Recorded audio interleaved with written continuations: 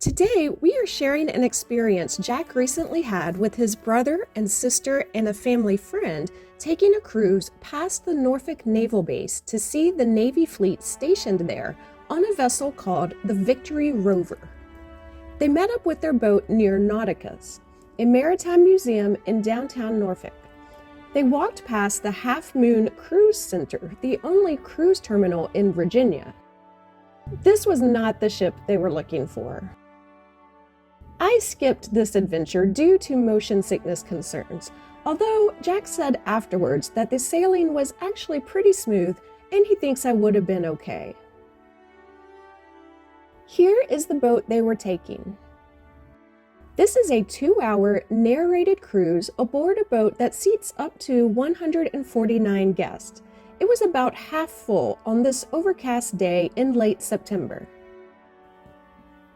The harbor we are sailing in is part of the Elizabeth River, and it's also part of the Intracoastal Waterway, which runs along much of the East Coast.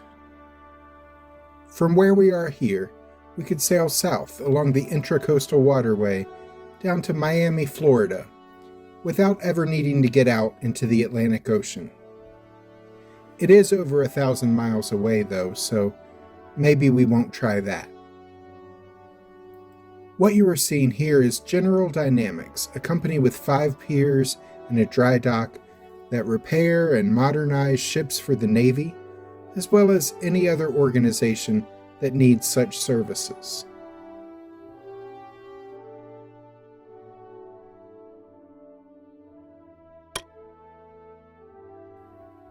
Along the way on our cruise, we passed the Norfolk International Terminals and the Portsmouth Marine Terminals, both part of the Port of Virginia. As a kid, I thought these structures were chairs for giants. I had a vivid imagination. They are, of course, actually container cranes. Following an expansion plan expected to end in 2024 that will both deepen and widen the Norfolk Harbor, the Port of Virginia will become the deepest port on the East Coast, at 55 feet deep.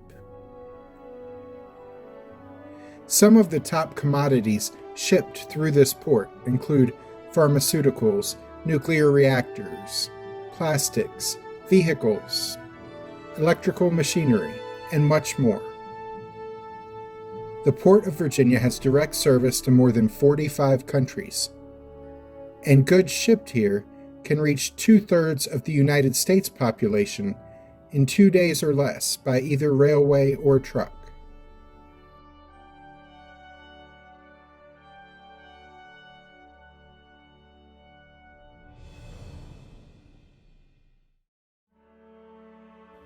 Norfolk Southern Railway's coal piers are right next door as well. Trainloads of coal are brought to this pier, where the coal is loaded on ships to be sent to other countries.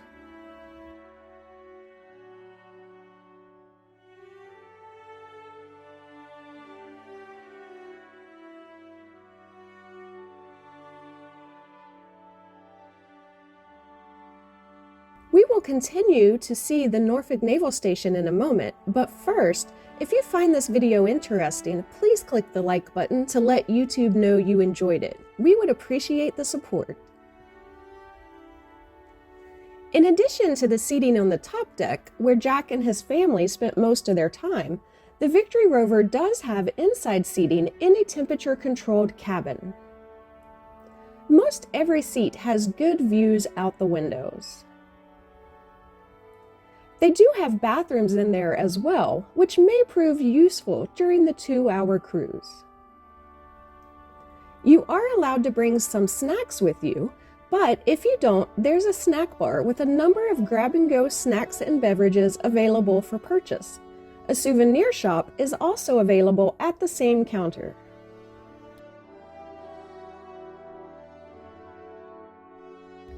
And that brings us to Naval Station Norfolk.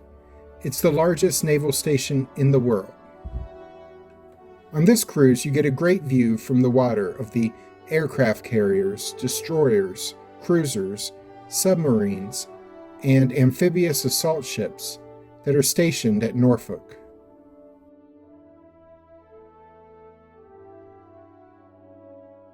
What might give you an idea or a concept of how big these ships are, the flight deck of the Nimitz carrier covers an area of 4.56 acres. On the flight deck of this one of the ships, they can have 4 football games going on at the same time, and they'd still have room for spectators. When fully loaded, about 39 feet of these ships are below the surface of the water. Channel depths in this harbor run between 50 to 55 foot deep. They will carry aboard these ships several million gallons of fuel.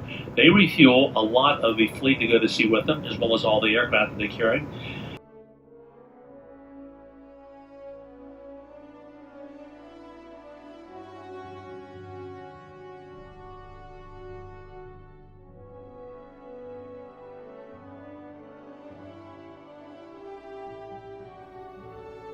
One of the ships we saw here is the USS Cole.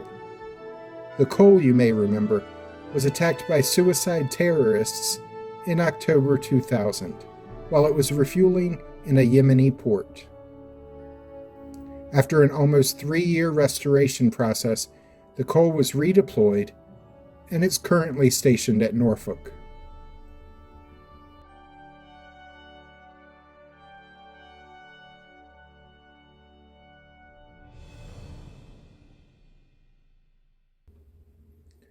Also stationed at Norfolk is the USS New York.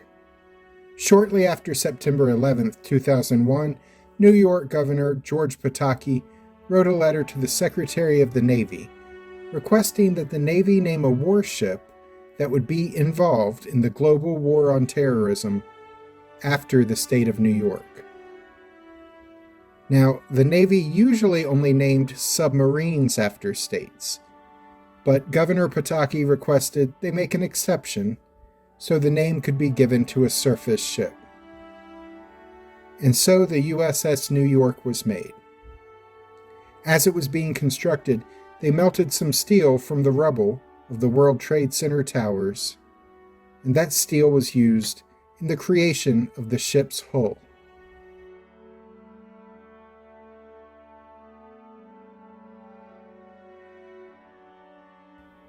The narrator had a lot of information to provide about each of the different classes of ships, as well as the specific individual ships docked at the base. And it was very impressive to see the naval fleet up close. So, ladies and gentlemen, if you will look to your right today, what you're looking at are 3 of the largest and 3 of the mightiest warships in the world with battle loads. These are 100,000-ton ships. We can always rephrase that as 100,000 tons of diplomacy.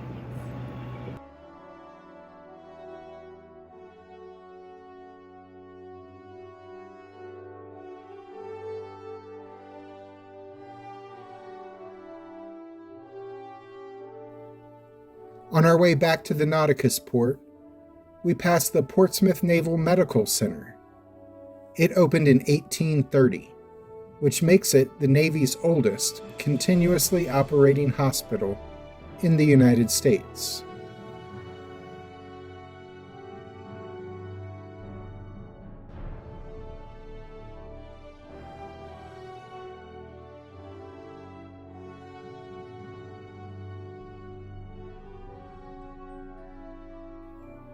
As Alice mentioned, we had a friend of our family named Brad from Tennessee with us on this tour. He's a Navy veteran who served from 1989 to 1993. He traveled here to see the naval station again, as he was once stationed there. Here are Brad's thoughts on the Victory Rover Naval Base cruise. We done the boat tour of the base and saw a bunch of those ships. Now they do not have any. My ship that I was on when I was here was a Belknap class ship, and they're no longer in existence. But now I did see some ships that was still in existence, such as the USS Iwo Jima. She was over in Desert Storm as well, and Arleneburg classes was over there as well. Okay, my first ship that I was on was called the USS LaSalle AGF-3. It was stationed in Bahrain in the Middle East. I was there for Desert Shield and Desert Storm. storm. Now, they decommissioned the ship in 2000, and they actually used the USS LaSalle as a target ship for impact, and they sunk it off the coast of Florida to make an artificial reef.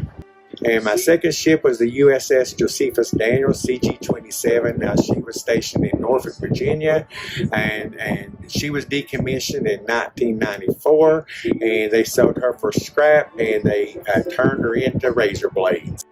The other thing Brad really wanted to do was tour the USS Wisconsin, the decommissioned battleship that is docked at Nauticus in Norfolk. So, when we got off the cruise, we took him to tour the Wisconsin as well. Here's why that was on his travel bucket list. Now, what makes the tour of the USS Wisconsin so, I guess, really inspiring to me? Now, during the war, my ship of the USS LaSalle was about 300 yards from this ship. So I saw her every day during the war. I saw the guns being shot, the missiles being launched, and I saw her. And when we went back into port in Bahrain, she actually came into port as well. Her and the USS Missouri, which we call the Mighty Mo. And Wisconsin's nickname is the Big Whiskey. And I got to see them, but I never got to go on them, and that was on my bucket list to come and actually take a tour of the USS Wisconsin. As we post this on Veterans Day weekend 2023, we want to thank Brad and all U.S. Armed Forces veterans for their service to our country, and join many here in America in honoring our veterans for answering the call to defend their nation. The 2-hour Victory Rover cruise costs $29 per adult and $19 per child ages 12 and under. Click on the links at the end of this video to check out our previous episode about Nauticus and our tour of the USS Wisconsin, or the time we toured the USS Wisconsin battleship when it was decorated with 1 million Christmas lights, which just started for 2023, the same weekend we are posting this. That Christmas event runs this year on select nights from November 10th until January 1st, 2024. I'm Alice. And I'm Jack. Be sure to click the subscribe button and the notification bell so we can see you the next time we're traveling through.